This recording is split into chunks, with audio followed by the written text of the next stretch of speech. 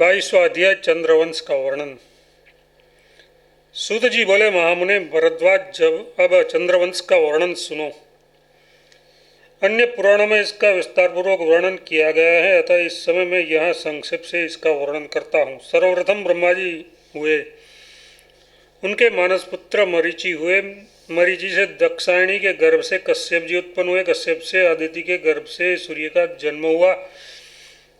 सूर्य से सुवर्चला संज्ञा के गर्भ से मनु की उत्पत्ति हुई। मनु के द्वारा सुरूपा के गर्भ से सोम, और सोम के द्वारा रोहिणी के गर्भ से बुध का जन्म हुआ, तथा बुध के द्वारा इला के गर्भ से राजा पुरुरवा उत्पन्न हुआ। पुरुरवा से आयु का जन्म हुआ। आयु द्वारा रूपवती के गर्भ से नहुस हुए। नहुस के द्वारा पितृवर्ती के गर्भ से ययाति हुए, और ययाति से शर्मिष्ठा के गर्भ से पुरु का जन्म हुआ। पुरु के द्वारा वंशदा के गर्भ से संपाति, और उसके भानुदत्ता के गर्भ से सार्वभौम हुआ।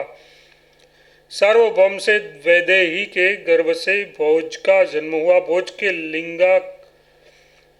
लिंगा के गर्भ से दुष्यंत, और दुष्यंत के शकुंतला से भरत हुआ। भरत के नंदा से अजमीठ नामक पुत्र हुआ। अजमीठ के सुदेवी के गर्भ से पुरुषिन हुआ, तथा पुरुषिन के उग्रसेन के गर्भ से प्रसर का आविर्भाव हुआ। प्रसर के बहुरूपा के गर्भ से संतनु हुए। संतनु से योजन गंधा के विचित्र वीर्य को जन्म दिया। विचित्र वीर्य के अंबिका के गर्भ से पांडु का जन्म हुआ। पांडु से कुंती देवी के गर्भ से अर्जुन हुआ। अर्जुन से सुभद्रा के अभिमन्यु को उत्पन्न किया। अभिमन्यु से उत्तरा के गर्भ से परीक्षित हुए। परीक्षित के मातृवर्ती से जन्मेजय उत्पन्न हुआ, और जन्मेजय के पुण्यवती के गर्भ से शतानिक की उत्पत्ति हुई। शतानिक के पुष्पवती से सहस्त्रानिक हुआ। सहस्त्रानिक से मृगवती से उदयनक उत्पन्न हुआ, और उदयनक के वासवदत्ता के गर्भ से नरवाहन हुआ। नरवाहन के अश्वमेघा से क्षेमक हुआ। ये क्षेमक ही पांडव वंश का अंतिम राजा है। उसके बाद सोमवंश निवृत्त हो जाता है। जो पुरुष इस उत्तम राजवंश का सदा श्रवण करता है, वह सब पापों से मुक्त एवं विशुद्ध चित्त होकर विष्णु लोक को प्राप्त होता है। जो इस पवित्र वंश वर्णन को प्रतिदिन स्वयं पढ़ता अथवा श्राद्ध काल में पितृगणों को सुनाता है, उसके पितरों को दिया हुआ दान अक्षय हो जाता है। द्विज, ये मैंने आपसे सोमवंशी राजाओं का पापनाशक वंशानुकीर्तन सुनाया। विप्रवर, अब मेरे द्वारा बताए जाने वाले 14 मनमंत्रों को सुनिए। इस प्रकार श्री नरसिंह पुराण में सोमवंश का वर्णन नामक 22वां अध्याय पूरा हुआ। 23वां अध्याय 14 मनवंतरों का वर्णन। सूत जी बोले, प्रथम स्वयंभू मनवंतर में उसका स्वरूप पहले बताया जा चुका है। सृष्टि के आदिकाल में स्वरोचिस नामक द्वितीय मनु हुए थे। उस स्वरोचिस मनवंतर में विपक्षित नामक देवराज इंद्र थे। उस समय के देवता पारावर्त और तृषीण नाम से प्रसिद्ध थे। उज्जस्वंब, सुपर्ण दंत, निरुषभ, वरियान, ईश्वर और सोम, ये उस मनवंतर के सप्तर्षि थे। इस प्रकार स्वरोचिस मनु के किम पुरुष आदि पुत्र उन दोनों भूमंडल के राजा थे। तृतीय मनु उत्तम नाम से प्रसिद्ध हुए। उसके समय में सुदामा, सत्य, शिव, प्रदत्न और वंशवर्ती ये 5 देवगण थे। इनमें से प्रत्येक गण में 12-12 व्यक्ति थे। इन देवताओं के इंद्र का नाम था सुशांति। उन दिनों जो सप्तर्षि थे उनकी वंध्य संज्ञा थी। इस मनवंतर में परशु और चित्र आदि मनुपुत्र राजा थे। चौथे मनु का नाम था तामस। उसके मनवंतर में देवताओं के पर, सत्य और सुधि नाम वाले गण थे। उनमें से प्रत्येक गण में 27 देवता थे। इन देवताओं के राजा इंद्र का नाम था सुभुषंडी। उस समय हिरण्य, रोमा, देवर्षि, उद्वबाहु, देवबाहु, सुदामा, पर्जन्य और मुनि, ये सप्तर्षि थे। ज्योतिषधाम, पृथु, काश्य, अग्नि और दनक ये तामस मनु के पुत्र इस भूमंडल के राजा थे। पांचवें मनु का नाम था रैवत। उसके मनवंतर में अमित, नीरत, वैकुंठ और सुमेधा ये देवताओं के गण थे। उनमें से प्रत्येक गण में 14-14 व्यक्ति थे। इन देवताओं के जो इंद्र थे उसका नाम था असुरांतक। उस समय सप्तक आदि मनुपुत्र भूतल के राजा थे। शांत, शांतमय, विद्वान, तपस्वी, मेघावी और सुतपा ये सप्तर्षि थे। छठे मनु का नाम चाक्षुष था। उसके समय में पुरु और शतद्रुम आदि मनुपुत्र राजा थे। उस समय अत्यंत शांत रहने वाले लेख, आप्य, प्रसूत, भव्य और प्रथित ये 5 महानुभाव देवगण थे। इस पांचों गणों में 8-8 व्यक्ति थे। इनके इंद्र का नाम मनोजव था। उन दिनों मेघा, सुमेधा, विरजा, हविष्मान, उत्तम, मतिमान और सहिष्णु ये सप्तर्षि से थे। 7वें मनु को वैवस्वत कहते हैं जो इस समय वर्तमान है। इसके इक्ष्वाकु आदि क्षत्रिय जातीय पुत्र भूपाल हुए। इस मनवंतर में आदित्य, विश्ववसु और रुद्र आदि देवगण हैं और पुरंदर इनके इंद्र हैं वशिष्ठ, कश्यप, अत्रि, जमदग्नि, गौतम, विश्वामित्र और भरद्वाज ये इस मनवंतर के सप्तर्षि हैं। अब भविष्य मनवंतरों का वर्णन किया जाता है। आदित्य से संज्ञा के गर्भ से उत्पन्न हुए जो मनु हैं उनकी चर्चा पहले हो चुकी है। और छाया के गर्भ से जो उत्पन्न हुए दूसरे मनु है उसमें प्रथम उत्पन्न हुए जो सावर्ण मनु है उनके ही सावर्णिक नामक 8वें मनवंतर का वर्णन सुनिए। 8 सावर्णी ही 8वें मनु होंगे। उस समय सूतप आदि देवगण होंगे और बलि उसके इंद्र होंगे। दीप्तिमान गालव, नामा, कुप, अश्वत्थामा, व्यास और ऋषभशृंग ये सप्तर्षि होंगे। विराज, उर्वरीण और निमुक आदि सावर्ण मनु के पुत्र राजा होंगे। 9वें भावी मनु दक्ष सावर्णी हैं। ध्रुति, कीर्ति, दीप्ति, केतु, पंचहस्त, निरामय तथा पृथश्रवा आदि 10 दक्ष सावर्णी मनु के पुत्र उस समय राजा होंगे। उस मनवंतर में मरीचि, गर्भ, सुधर्मा और हविष्मान ये देवता होंगे और उनके इंद्र अभ्युत नाम से प्रसिद्ध होंगे। सवन, कृतिमान, हव्य, वसु, मेघातिथि तथा ज्योतिष्मान और सत्य ये सप्तर्षि होंगे। 10वें मनु ब्रह्म सावर्णी होंगे। उस समय विरुद्ध आदि देवता और उनके शांति नामक इंद्र होंगे। हविष्मान, सुकृति, सत्य, तपोमूर्ति, नाभाग, प्रतिमुख और सप्तकेतु ये सप्तर्षि होंगे। सुक्षेत्र, उत्तम, भूरिश्रेण आदि ब्रह्म सावर्णी के पुत्र राजा होंगे।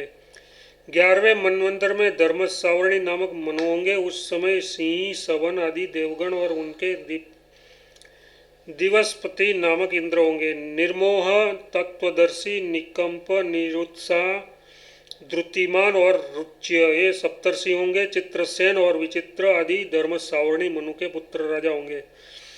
12वें मनु रुद्र सावर्णी होंगे। उस मनवंतर में कृतधामा नामक इंद्र और हरित, रोहित, सुमना, सुकर्मा तथा सुतपा नामक देवगण होंगे। तपस्वी, चारुतपा, तपोमूर्ति, तपोरति, तपोधृति, ज्योति और तप ये सप्तर्षि होंगे। रुद्र सावर्णी के पुत्र देववान और देव श्रेष्ठ आदि भूमंडल के राजा होंगे। 13वें मनु का नाम रुचि होगा। उस समय स्त्रग्वी, बाण और सुधर्मा नामक देवगण तथा उनके ऋषभ नामक इंद्र होंगे। निश्चित, अजित, अग्नितेजा, वपुष्मान, दृष्ट, वारुण, हविष्मान और भव्य मूर्ति नहुष ये सप्तर्षि होंगे।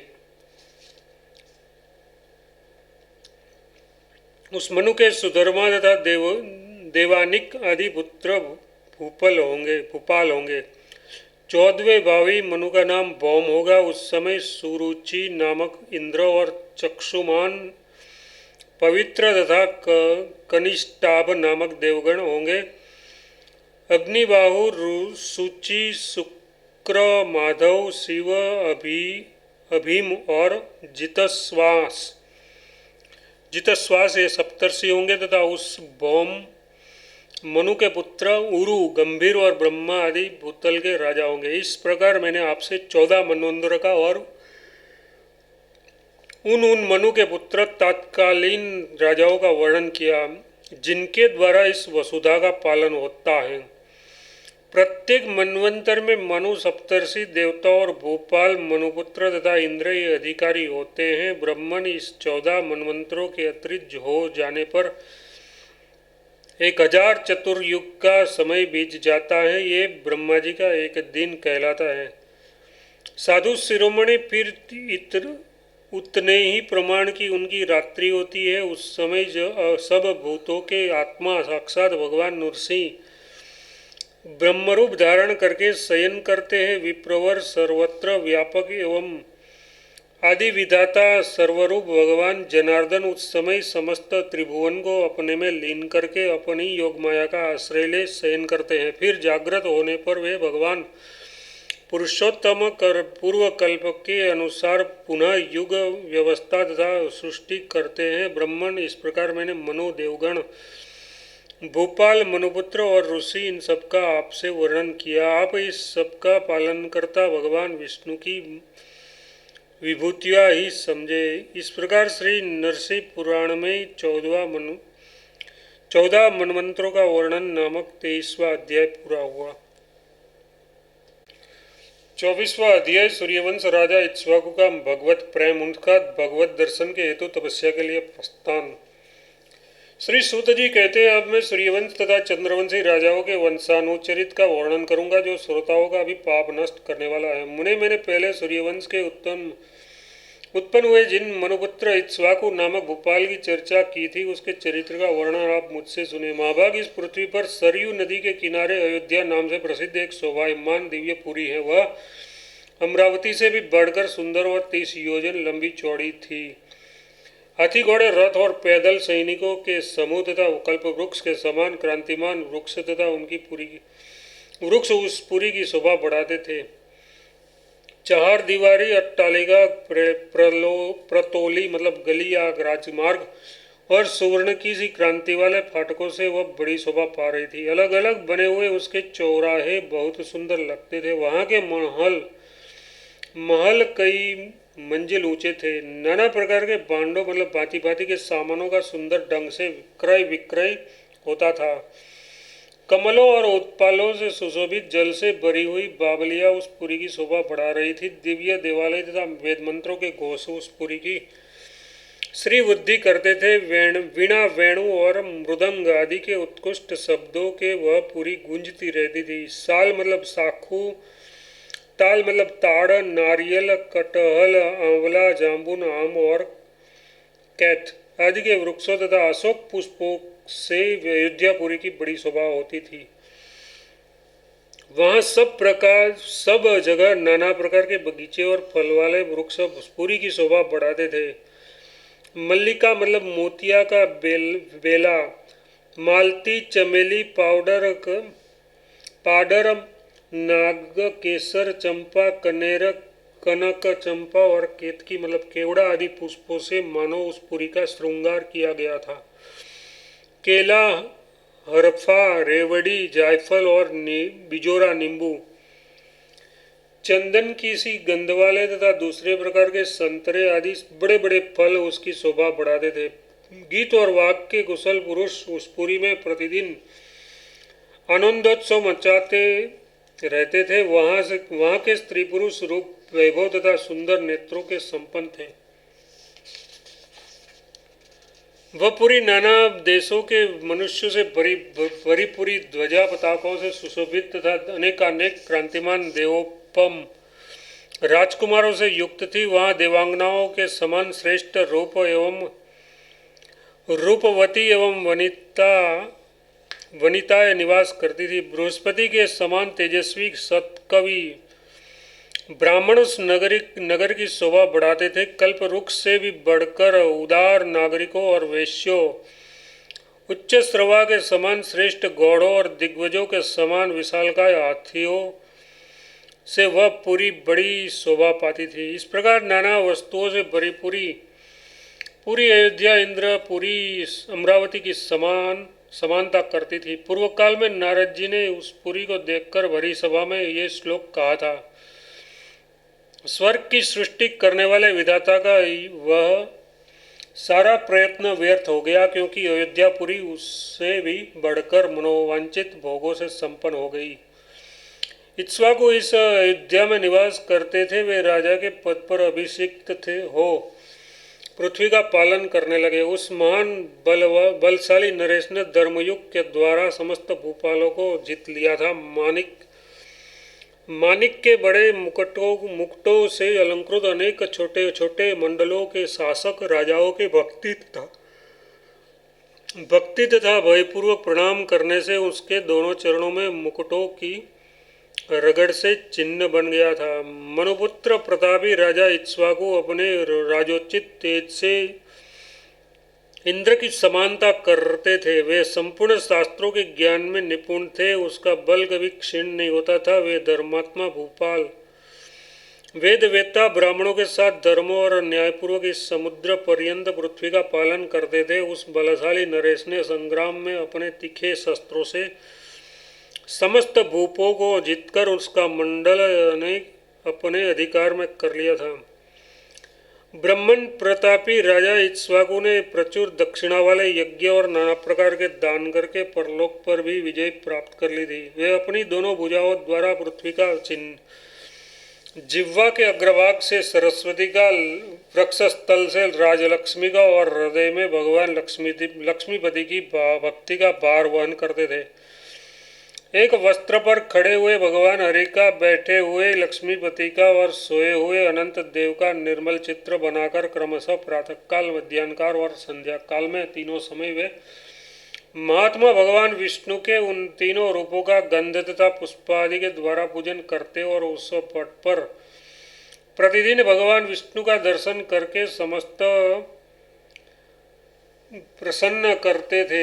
उन्हें स्वप्न में भी नागराज अनंत की सैया पर सोए हुए काले मेघ के समान श्यामवर्ण कमललोचन पीताम्बरधारी भगवान श्री कृष्ण विष्णु का दर्शन हुआ करता था।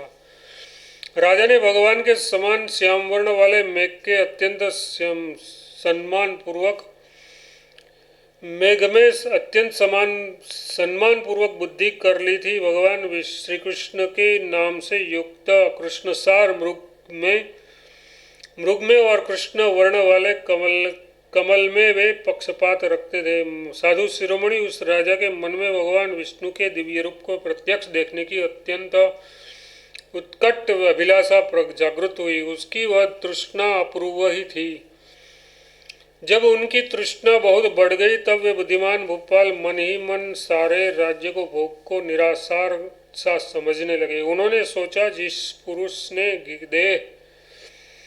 देह स्त्री पुत्र और क्षेत्र आदि दुखद भोगों को वैराग्य और न्यायपूर्वक त्याग दिया है, उसके समान बड़भागी इस संसार में कोई नहीं है। इस प्रकार सोच विचार कर तपस्या में आसक्त चित्त हो उन्होंने उसके लिए अपने पुरोहित वशिष्ठ जी से उपाय पूछा। मुने, मैं तपस्या के बल से देवेश्वर अजन्मा भगवान नारायण का दर्शन करना चाहता हूँ। उसके लिए आप मुझे कोई उत्तम उपाय बताइए। उसके इस प्रकार कहने पर राजा के हित में सदा लगे रहने वाले सर्वधर्मज्ञ मुनिवर वशिष्ठ ने तप में आसक्त चित्त उस नरेश से कहा, महाराज, यदि तुम महात्मा नारायण का साक्षात्कार करना चाहते हो तो तपस्या और शुभ कर्मों के द्वारा उस भगवान जनार्दन की आराधना करो।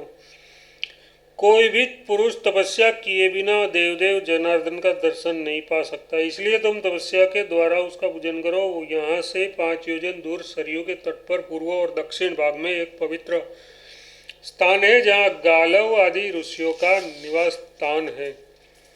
वह स्थान नाना प्रकार के वृक्षों और लताओं से व्याप्त तथा विविध भांति के पुष्पों से परिपूर्ण है। राजन, अपने बुद्धिमान एवं नितज्ञ पुरुष मंत्री अर्जुन को राज्य का भार तथा सारा कार्य कलाप सौंपो।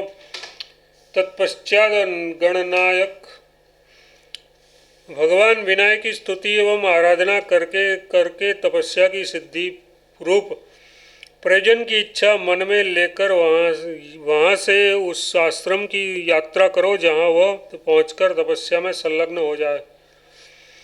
तपस्वी का वेश धारण कर साग और फल मूल का आहार करते हुए भगवान नारायण के ध्यान में तत्पर रहकर वह सदा ही ओम नमो भगवते वासुदेवाय इस मंत्र का जप करो। ये द्वादशाक्षर संज्ञक मंत्र अभिष्ट को सिद्ध करने वाला है। प्राचीन समय काल में ऋषियों ने इस मंत्र का जप करते परम सिद्धि प्राप्त कर ली है। चंद्रमा और सूर्य आदि ग्रह जा जाकर पुनः लौट आते हैं, परंतु दशाक्षर मंत्र का चिंतन करने वाले पुरुष आवश्यक ही नहीं लौटते। भगवान को पाकर आवागमन से मुक्त हो जाते हैं। नरेश्वर, बाह्य इंद्रियों को हृदय में स्थापित करना, मन को सूक्ष्म परात्पर में स्थिर करके इस मंत्र का जप करो। इससे तुम्हें भगवान मधुसूदन का दर्शन होगा। इस प्रकार इस समय तुम्हारे पूछने पर मैंने तम रूपी कर्म से भगवान की प्रतिष्ठा का उपाय बताया। अब तुम्हारी कौन सी जैसी इच्छा हो करो। मुनिवर वशिष्ठ के इस प्रकार कहने पर वे राजा इक्ष्वाकु अपने श्रेष्ठ मंत्री के भूमंडल के राज्य का भार सौंपकर पुष्पों द्वारा गणेश जी का पूजन तथा स्तवन करके तपस्या करने का दृढ़ निश्चय कर मन में लेकर अपने नगर से चल दिए। इस प्रकार से नृषि पुराण में इक्ष्वाकु का चरित्र 14वीं विशेषक का 24वां अध्याय पूरा हुआ।